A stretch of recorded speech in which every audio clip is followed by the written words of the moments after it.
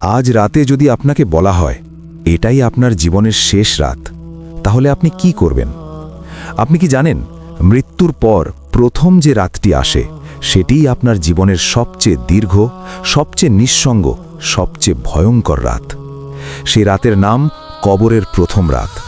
যে রাতে কেউ থাকবে না আপনার পাশে, থাকবে না পরিবার, থাকবে না বন্ধু, থাকবে না আপনার পরিচিত পৃথিবী, শুধু আপনি আর আপনার আমল।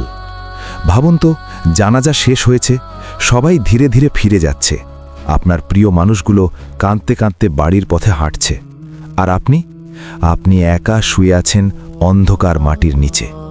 চারদিকে শুধু নীরবতা, একটা ভয়ঙ্কর নীরবতা। সেই নীরবতার মধ্যেই শুরু হয় কবরের প্রথম রাত। হাদিসে এসেছে, মানুষকে যখন কবরে রাখা হয় এবং তার সঙ্গীরা ফিরে যায়, তখন সে তাদের জুতোর শব্দ পর্যন্ত শুনতে পায়। হ্যাঁ, আপনি ঠিকই শুনছেন। আপনি শুনতে পাবেন তারা চলে যাচ্ছে, কিন্তু আপনি যেতে পারবেন না। সেই মুহূর্তেই প্রথমবার আপনার হৃদয়ে প্রশ্ন জাগবে, এটাই কি শেষ? না, এখান থেকেই শুরু। কারণ কবর কোনো শেষ নয়, এটাই আখেরাতের প্রথম ধাপ। ঠিক তখনই হঠাৎ করে চারপাশের নীরবতা ভেঙে যাবে। আপনি অনুভব করবেন কেউ এসেছে, কিন্তু তারা মানুষ নয়, তারা ফেরেশতা। দুইজন ভয়ঙ্কর শক্তিশালী ফেরেশতা, মুনকার এবং নাকির। তাদের চেহারা কেমন হবে তা ভাবলেই শরীর কেঁপে ওঠে। তাদের কণ্ঠ এত শক্তিশালী হবে যে আপনার আত্মা কেঁপে উঠবে। তারা বসিয়ে দেবে আপনাকে। তারপর শুরু হবে প্রশ্ন। প্রথম প্রশ্ন, তোমার রব কে? ভাবুন তো, আজ আপনি খুব সহজেই বলতে পারেন, আমার রব আল্লাহ। কিন্তু সেই রাতে, সেই অন্ধকার কবরে, আপনি কি তখনও বলতে পারবেন? হাদিসে এসেছে, যারা দুনিয়ায় ঈমান নিয়ে বেঁচেছে তারা দৃঢ়ভাবে উত্তর দেবে, আমার রব আল্লাহ। তারপর দ্বিতীয় প্রশ্ন, তোমার দিন কি? সেই মুহূর্তে আপনার জিহ্বা কি বলবে? আমার দিন ইসলাম, নাকি জিহ্বা আটকে যাবে ভয়ে? তারপর তৃতীয় প্রশ্ন, এই ব্যক্তি সম্পর্কে তুমি কি বলো যিনি তোমাদের মাঝে পাঠানো হয়েছিলেন?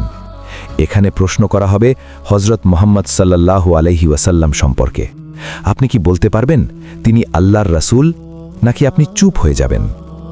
হাদিসে বলা হয়েছে, যে ব্যক্তি দুনিয়ায় সত্যিকারভাবে ঈমান নিয়ে বেঁচেছে সে এই তিনটি প্রশ্নের উত্তর সহজেই দিতে পারবে।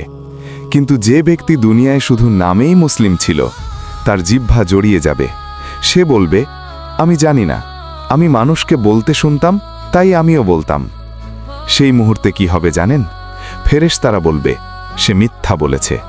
তারপর শুরু হবে শাস্তি, এমন শাস্তি যা কল্পনার বাইরে। কবর তাকে চেপে ধরবে, এতটাই চেপে ধরবে যে তার পাঁজর একে অপরের সাথে মিশে যাবে। ভাবুন তো, আপনি চিৎকার করতে চাইছেন কিন্তু কেউ শুনছে না, আপনি সাহায্য চাইছেন কিন্তু কেউ আসছে না, কারণ তখন আপনি একা, সম্পূর্ণ একা। তারপর তার জন্য খুলে দেওয়া হবে জাহান্নামের একটি দরজা। সেখান থেকে আসবে আগুনের তাপ, ধোঁয়া আর ভয়ঙ্কর গন্ধ। আর তাকে বলা হবে, এটাই তোমার ঠিকানা ছিল যদি তুমি আল্লাহর অবাধ্যতায় জীবন কাটাতে থাকো। তারপর শুরু হবে কবরের আযাব, দিনের পর দিন, রাতের পর রাত, কেয়ামত পর্যন্ত। কিন্তু যারা ঈমানদার, যারা আল্লাহকে ভালোবেসে জীবন কাটিয়েছে, তাদের জন্য সেই রাত হবে সম্পূর্ণ আলাদা। প্রশ্নের উত্তর দেওয়ার পর ফেরেশতারা বলবে, সে সত্য বলেছে। তারপর তার জন্য খুলে দেওয়া হবে জান্নাতের একটি দরজা। সেখানে থেকে আসবে শীতল বাতাস, সুগন্ধ, শান্তি।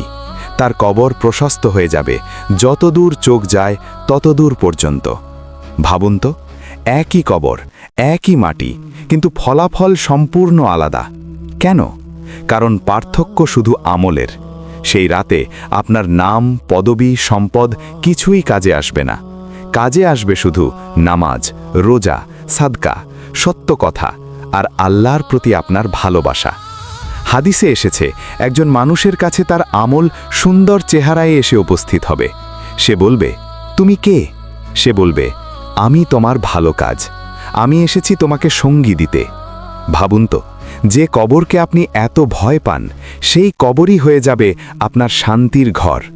কিন্তু যদি আমল খারাপ হয়, তখন তার সামনে আসবে এক ভয়ঙ্কর চেহারার সঙ্গী। সে বলবে, আমি তোমার খারাপ কাজ, আমি এসেছি তোমার সাথে থাকতে। কেয়ামত পর্যন্ত। সেই মুহূর্তে মানুষ বুঝবে দুনিয়ার প্রতিটি কাজের হিসাব আছে, প্রতিটি কথার হিসাব আছে, প্রতিটি দৃষ্টির হিসাব আছে। একবার ভাবুন, আমরা কত সময় নষ্ট করি, অপ্রয়োজনীয় কথা বলি, অন্যের সমালোচনা করি, নামাজ দেরি করি, কখনো কখনো ছেড়েই দিই। কিন্তু কবরের প্রথম রাত, এই রাত কারো জন্য অপেক্ষা করে না, হঠাৎ করেই চলে আসে। কেউ জানে না কখন আসবে, কোথায় আসবে, কিভাবে আসবে। অনেক মানুষ সকালে বের হয় কিন্তু রাতে আর ফিরে আসে না। অনেক মানুষ ঘুমায় কিন্তু আর জেগে ওঠে না। আপনি কি নিশ্চিত আজকের রাতটাই আপনার শেষ রাত নয়? এই প্রশ্নটাই আমাদের বদলে দিতে পারে। আজ যদি আপনি সিদ্ধান্ত নেন, আমি বদলাবো, আমি আল্লাহর পথে ফিরব, আমি নামাজ ঠিক করব, আমি মানুষের সাথে ভালো ব্যবহার করব, তাহলে আপনার কবরের প্রথম রাত বদলে যেতে পারে। কারণ আল্লাহ অত্যন্ত দয়ালু, তিনি ক্ষমা করতে ভালোবাসেন। একজন মানুষ যখন সত্যিকারভাবে তওবা করে, আল্লাহ তার সব পাপ মুছে দেন, যেন সে নতুন জন্ম নিয়েছে। ভাবুন তো, আজ যদি আপনি আল্লাহর দিকে এক কদম বাড়ান, আল্লাহ আপনার দিকে বহু কদম এগিয়ে আসবেন। তাই এখনই সময় নিজেকে প্রশ্ন করার, আমার কবরের প্রথম রাত কেমন হবে? অন্ধকার নাকি আলোয় ভরা? ভয় নাকি শান্তি? শাস্তি নাকি জান্নাতের সুসংবাদ? এই প্রশ্নের উত্তর আপনার হাতেই। আপনার আজকের সিদ্ধান্তেই লুকিয়ে আছে আপনার আগামী কবরের রাত। হয়তো এই মুহূর্তটাই আপনার জীবনের সবচেয়ে গুরুত্বপূর্ণ মুহূর্ত। কারণ আপনি এখনও বেঁচে আছেন, এখনও সুযোগ আছে, এখনও দরজা খোলা আছে। আপনি চাইলে বদলে যেতে পারেন, আপনি চাইলে আল্লাহর কাছে ফিরে যেতে পারেন, আপনি চাইলে আপনার কবরকে জান্নাতের বাগানে পরিণত করতে পারেন। শুধু একটি সিদ্ধান্ত দরকার, শুধু একটি নিয়ত দরকার। আজ থেকেই শুরু করুন, একটি নামাজ দিয়ে, একটি তওবা দিয়ে, একটি ভালো কাজ দিয়ে। কারণ কবরের প্রথম রাত খুব নিকটে, খুবই নিকটে। আর সেই রাতেই ঠিক হবে আপনার আসল ভবিষ্যৎ।